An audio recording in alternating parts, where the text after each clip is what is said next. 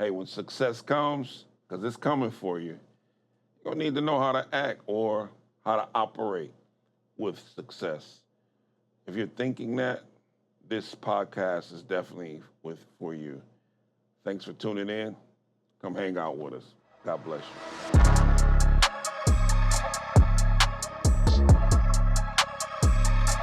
Hey, welcome to the Mind Your Business podcast, where we operate off of three pillars here: business development, personal mastery, and spiritual maturity. All three at the same time, because that's what you need to work on in order to build. Hey, listen, this is the last episode of the Agur Series in Proverbs 30. And I know you're wondering, who is Agur? Well, Agur is the man who wrote Proverbs 30. You want to know more about him? Go and visit our first three, where we kind of walked you through who he was and what he did. But before we get into this episode, which is episode 4 of the Agur series, I want to give you just a little summary of what we went through in the first 3 episodes. The first episode, we talked about the prayer, Agur's prayer, how he prayed for integrity and provision.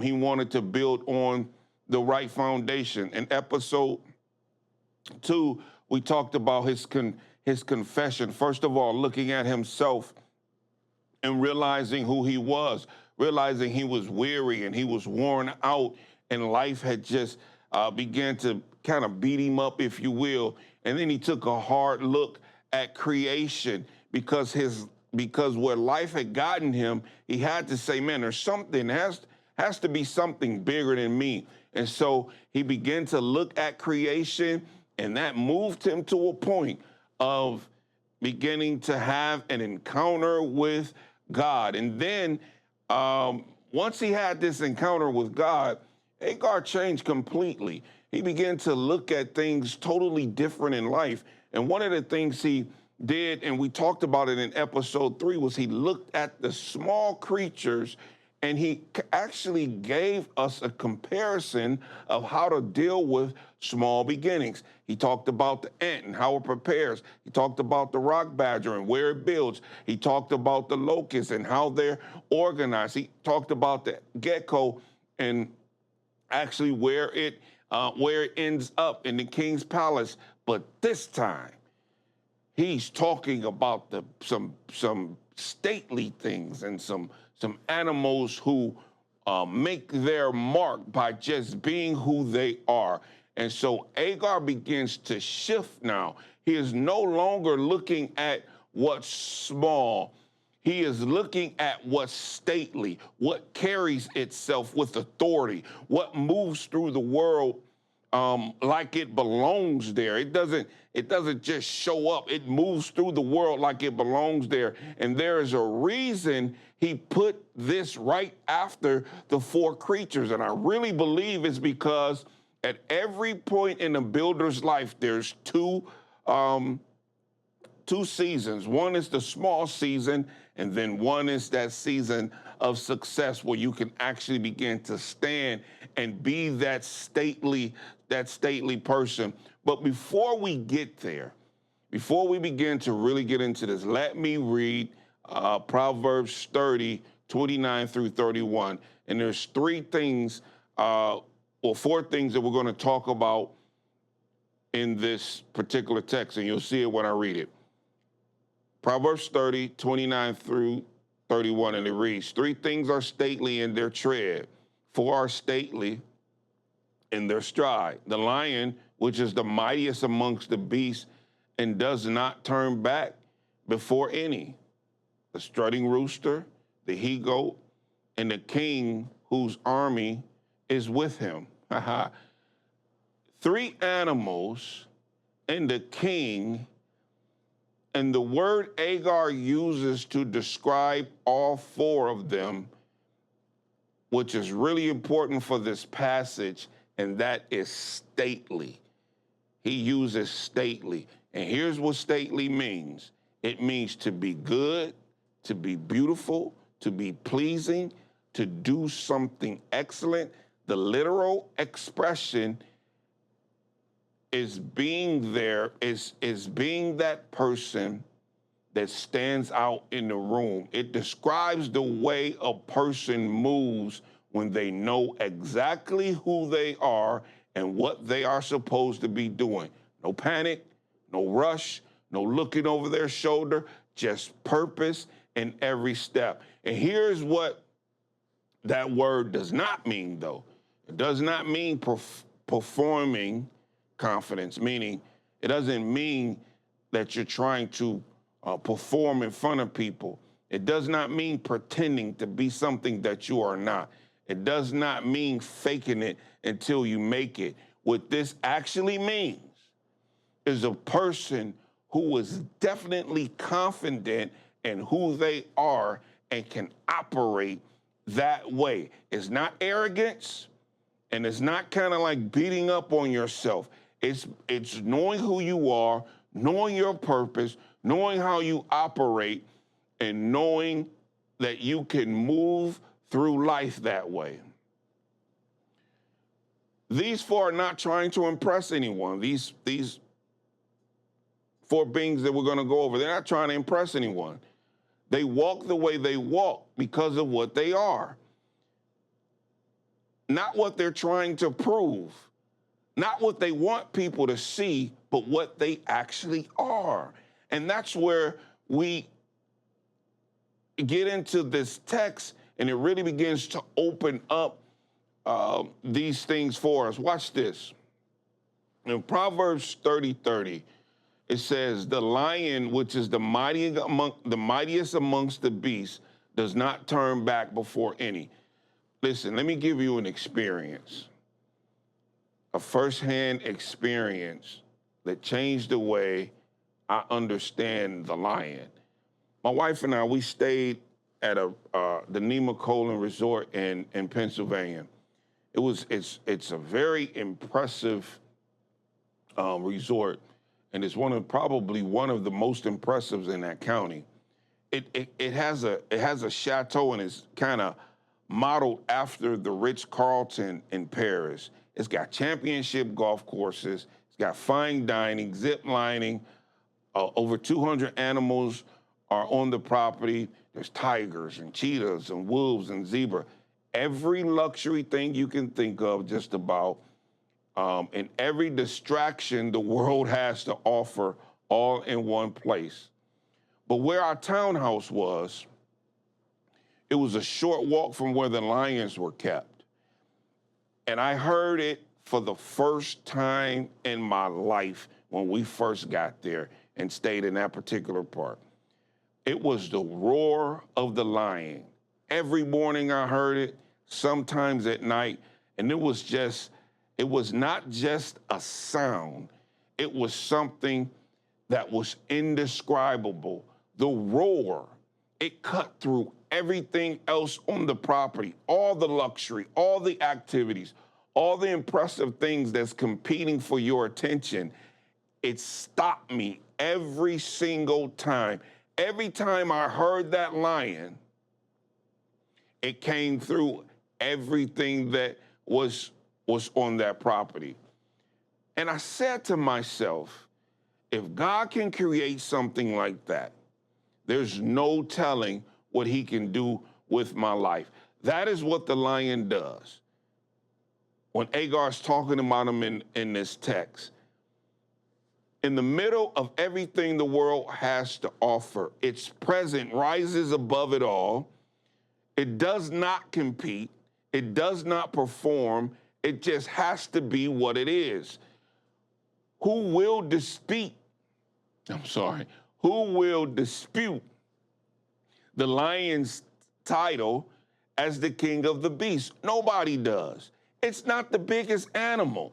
It's not the fastest all the time, but it's definitely the one that every other animal understands that it is the king of the jungle. His very presence strikes terror in all the hearts of even the much larger, much swifter animals. His roar proclaims that he has no fear of any enemy that he might have. But here's the detail that changes everything. The lion is unchallenged in the jungle because he is invincible in his mind. It's not because he's the biggest and the fastest, as I said earlier. It's because he's invincible in his mind. He does not turn back, is what the Bible says. And it means he doesn't turn back, he doesn't retreat, he doesn't operate in reverse. The lion does not do any of that, not before anyone or anything. The lion is the lion because the lion is the lion, and that's basically it. All other animals, even the larger ones, even the faster ones, but none of them challenge the lion because of what is happening in the lion's mind, the way it carries himself. The lion has already won the battle with himself. He does not struggle with whether he belongs there. He does not rehearse his inadequacies. He does not apologize for who he is. He has settled with who he is, and from that place, he walks through the jungle. Listen, what I want you to have to understand that you need to do is, first of all, you have to win the battle with yourself. Now, I'm not telling you to go be arrogant. That's not it. And I'm not telling you to operate in pride. That's not it. I'm telling you to operate with confidence. Don't let nobody beat you down and tell you that you're not who God has made you to be. Listen, God created you with a purpose, and he wants to use you for that purpose. And when he placed you on this earth, he knew exactly what time you was going to be here. He knew exactly what parents you was going to have. He knew exactly who you were going to be. He needed you, your personality, and the person that he made you to be. And then he gave you an assignment. You didn't just show up on this earth for no reason. Just like the lion can walk in confidence because he knows who he is. Now, he doesn't try to go act like an elephant. He doesn't go try to act like a cheetah or something else. He doesn't even go try to act like an eagle. What he does is he acts like himself, who God created him. And the reason why he can walk and be the person that he is and be the king of the jungle, because that's what God created him to be. God created you in such a way that wherever he places you, whatever he gave you to do it with everything you have. Walk in that thing with confidence. Don't play around with it, and don't let somebody scare you into not knowing who you are and not knowing your value, because you are definitely of value to the kingdom of God, because if you wasn't, God wouldn't have let you come and be a part and be born into this world. You just have to have an encounter with him. Understand your purpose that he gave you, and then you can carry that thing out. And so before you walk in any room God is calling you into, before you go do anything that God is telling you to do, be confident with who you are, not with who you used to be. Don't let people tell you who you used to be, not with what some police officer says about you, or what some judge said about you, or what your ex said about you, or even with some of your family members who may be negative against you, or some, the haters. The haters. Don't listen to them. Be who you are right now. The person who has stopped pretending, the person who has had an encounter with God, a person who has come to realization of their own self, and that person who wants to carry out the purpose that God gave them, be that person. Don't be anybody else. in verse 31, the first part of it, it also talks about the strutting rooster. The strutting rooster. Here's what I say about the rooster. Here's what the rooster is going to teach us. If you stay ready, you don't have to get ready. Now, you've probably heard that before, because that's an old school saying. If you stay ready, you don't have to get ready. Look at this creatures. Most translations call it a strutting rooster, but if you're looking at some other things, somebody says greyhound, other translations say war horse. But from my perspective, from my research, the Hebrew word is translating into a strutting rooster. And before we get into the teaching, let me tell you what a rooster actually does in his own environment. Because once you see it, this rooster actually teaches us by just how he operates in his own environment. While the hens are eating and bathing and laying eggs, the rooster is scanning the sky and the ground for predators. He's not resting. He's not eating. He's watching. He has a different alarm calls for different types of threat. An aerial predator, like a hawk or something like that, circling overhead gets one call. A predator on the ground gets a different call. But the hens know exactly what each of those calls mean, and they respond accordingly. He finds food and calls the hens to eat it first. When he finds the food, he tells the hens, come on over, eat this. And he often eats last. He breaks up fights between the hens and maintains order in the flock.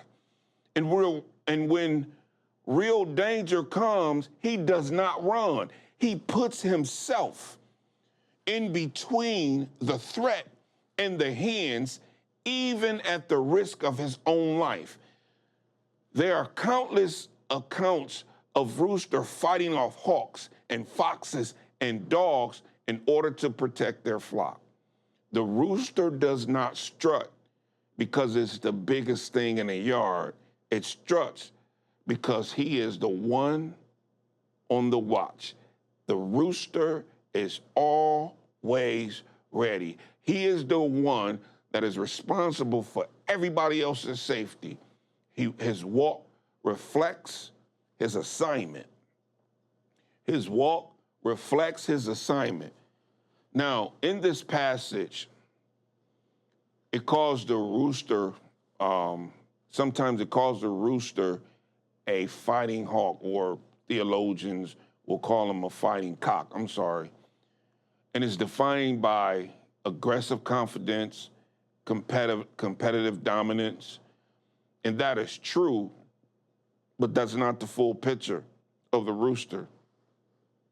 The rooster is aggressive and protective, dominant and sacrificial.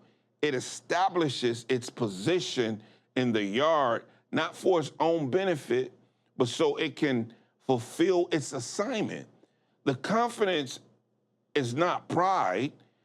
It is the bearing of a creature that knows what its responsibility is and why it has to walk accordingly or has to watch accordingly.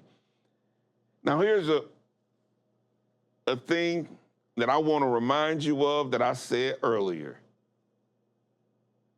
If you stay ready, you don't have to get ready. The rooster does not scramble when danger shows up. It's already scanning, already watching, already in position. When the hawk circles, the rooster already saw it before it got close enough to strike. That's not luck. It's being ready. Most of us, we wait until the threat arrives to respond. The rooster is never caught like that. It is always dressed for the assignment, always walking the yard, always covering the flock. And look at this part that changes everything for the person who is building or even rebuilding. Leadership is not always eating first. Sometimes it's eating last. It is watching while others work, meaning not watching them work, but being on alert, making sure everything is going the way that it's supposed to. The leader manages the process. It is providing before you consume. It is putting yourself between the danger and the people you are responsible for. The rooster does not walk with purpose for its own benefit. It walks with purpose because the people in the yard or the hens in the yard depend on it. Its strut is not about him. It's about the responsibility that he carries, his assignment, his people, his responsibility. So everyone who is rebuilding right now, there's a yard that is waiting for you. There's a yard that is waiting for you. A family. How are you operating with your family as it relates to what we talked about with the rooster? A community. How are you operating in your community? People who are waiting to see how you're going to carry yourself. They are taking a cue from you. They are taking a cue from you and your walk. And what is circling overhead that's watching you too? What's the things that's around you that's circling overhead that may end up being dangerous that you really need to look out for? The way you carry yourself is not just about you. It's the coverage for everyone in your yard. Think about that. In your yard, you're there to protect it.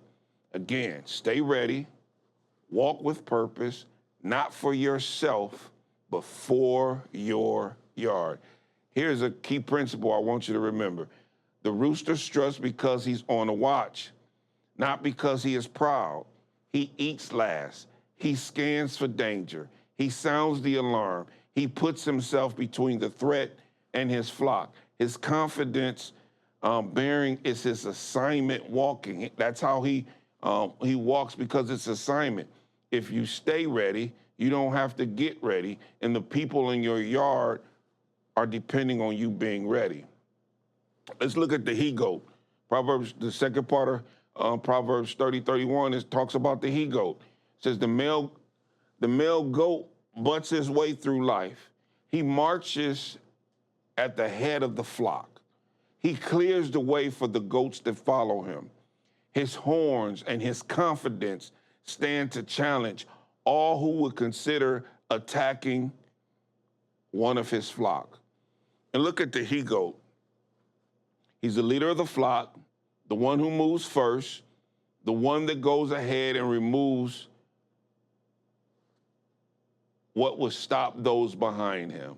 In other words, what the he-goat does is he removes the barriers. The he-goat does not lead from a place of comfort. He butts, he pushes, he uses the very thing God put on his head, his horns, to remove every obstacle in the path, in his path, and in the path of those behind that's flocking behind him or that's with him. And here's what I want to tell you. The barriers that are in front of you, it's time for you to begin to do what it takes to begin to remove those barriers. If it's a felony record, if it's a divorce, if it's you trying to start over, those things that's keeping you from moving forward, it's time to do what it takes to begin to move those things to the side. When you remove your barriers, the record gets expunged. You begin to develop some skills. You begin to build discipline. The door you have to push through. You're not just getting yourself through. When you do that, you're not just getting yourself through. You're getting the others that are behind you or depending on you, you're getting them through as well. Listen, I stand before you, I sit before you, and I've been through all of this. I've been through it. I had to push through. I had to push through my felony record. I had to push through me being a drug dealer. I had to push through the fact that I was a high school dropout. I had to push through the fact that I was born in a single parent home. I had to push through all of that. But record got expunged. I almost have a doctorate degree now. My daughter was born when I was 17. You hear me say it all the time. She's now a doctor. My mom that raised me as a single parent, hopefully she's very proud of me now. But me pushing through did not just benefit me. It benefited so many other people, people that I walked with and touched and discipled and mentored. There's people who have walked with me that are now pastors. There are people who have walked with me that are now leaders. There's people who have walked with me that are now owners of businesses, and people that have walked with me that lives have changed because of what God did for me. I was able to help them. So look, remove the barriers from your life. The other thing I want you to know and understand is to know your value. Know your value. Watch this. And a king against whom there is no rising up. The last figure we see here is the king. And notice what the ESV says about him, or what the Bible says about him. Not that he has the biggest army, not that he has the most resources.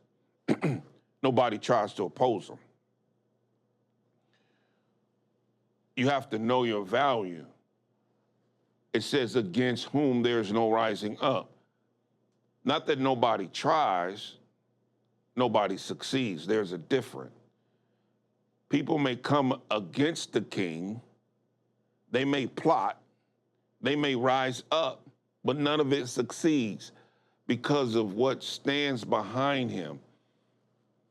In the ancient world, the king who could not successfully oppose was not stately because of his own power. Let me repeat that.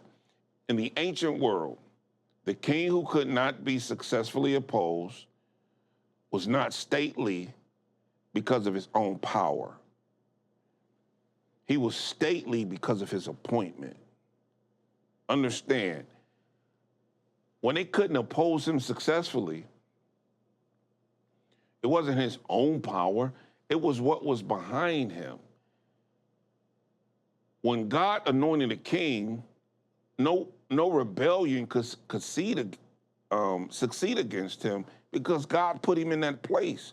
The only time the rebellion succeeded is when God either didn't put him there and people put him there, or when they turned against God and God took his hand off. David knew this. When Saul hunted him for years, David refused to lay a hand against Saul. And the reason was simple. He said, I will not touch the Lord's anointed.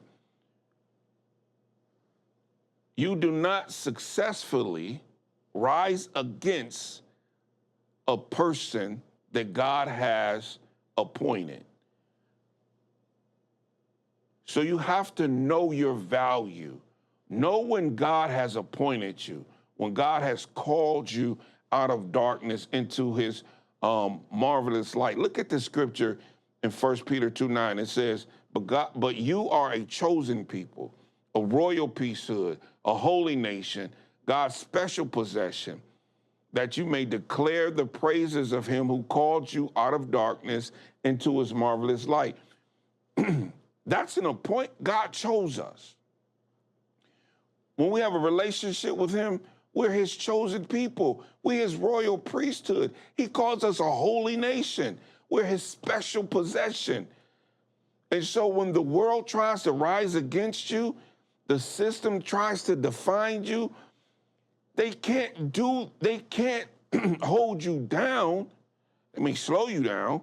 They can't hold you down. Why? Because your purpose that you were put on this earth for is what God placed you in this world to do. And if God placed you here to do it, there's nothing in this world that's going to stop you from completing that purpose. So know your value. Know what God has placed you on this earth for, and be confident in what it is that you are doing it, because you're not just doing it from your own power, you're doing it from the power of the kingdom. Know your value. Know what the world assigned you and what God declared over you. Let me repeat that. I'm sorry. Know your value, not what the world assigned you. Okay? Not what the world assigned you, what God declared over you. That's what I want you to know. I want you to know your value.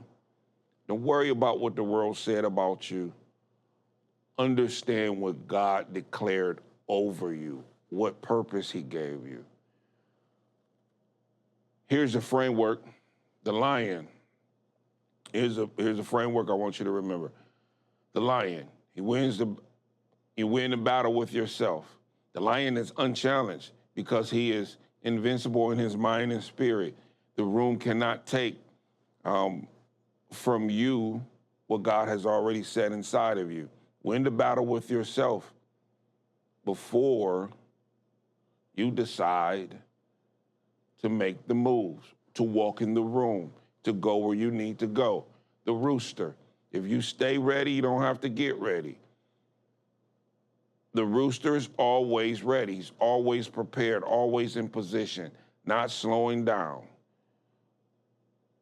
Do the preparation that it takes in this season so that you can always stay ready.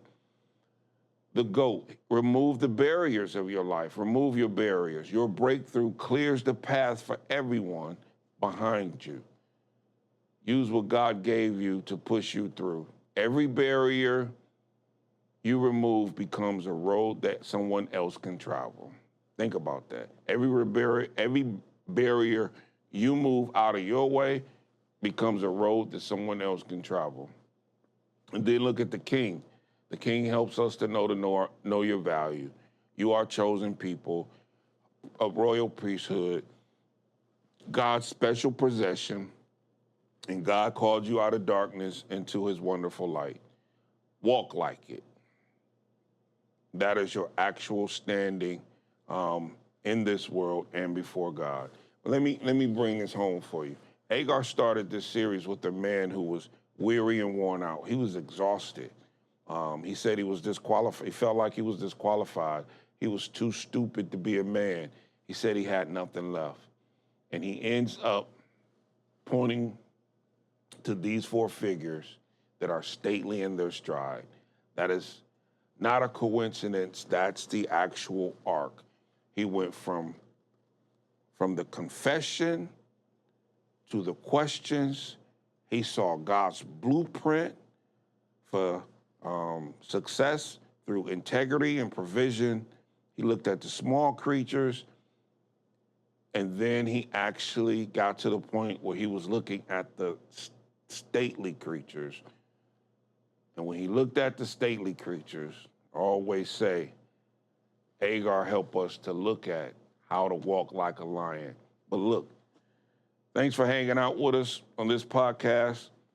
If this helped you, please comment on the chat, follow us and subscribe, or subscribe to us on YouTube, follow us on Facebook, and also on Instagram at I am Cliff Watson. On Instagram, Facebook, it's Mind Your Business Podcast. But look, thanks for hanging out with us. We got something big coming. We're going to be talking next month. Next week, we're going to start talking about our school community and how we're not only going to build on this podcast, but in the school community, we're going to take this thing to another level. And so, listen, I'm looking for 50 founding members that's gonna walk with me through this thing It's going to help me begin to build this whole community so that we can make an impact in this world. We don't want to create a moment. We're trying to create a movement. So, hey, follow us, like us, all that stuff wherever you get your podcast. Thanks for hanging out. God bless you, and see you soon.